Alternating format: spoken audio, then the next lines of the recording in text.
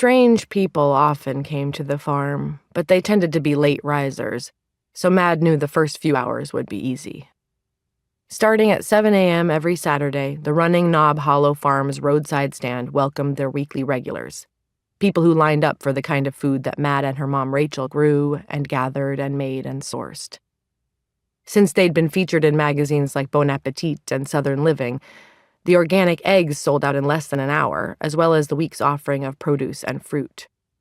The cheeses, which were her mother's domain, a few varieties that people swore by, would go next. By 10 o'clock, the people who arrived at the farm had to make do with whatever was left, talking themselves into the possibility that even though they'd hoped to have a dozen eggs and some escarole, maybe they actually wanted half of a lamb. Did they want half a lamb? Mad could usually talk them into it, these people slightly dazed by the sunlight, possibly hungover from the night before.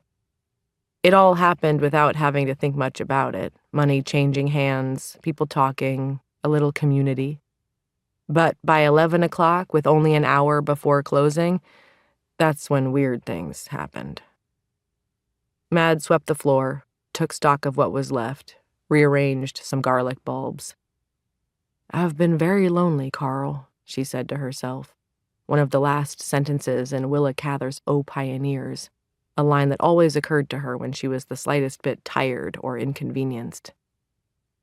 O Pioneers was one of the few works of fiction that her father had liked, preferring the Old Farmer's Almanac and Wendell Berry essays, and he read the book to her when she was 9 years old, just before he left her and her mother 23 years ago, ran out on them, never to return. Sometimes she thought if she ever met a nice guy named Carl, she'd marry him just so she could say the line to a real person. But there weren't any Carls in this little valley in Tennessee, not many Carls left in the United States, she figured. And honestly, she wouldn't have married him.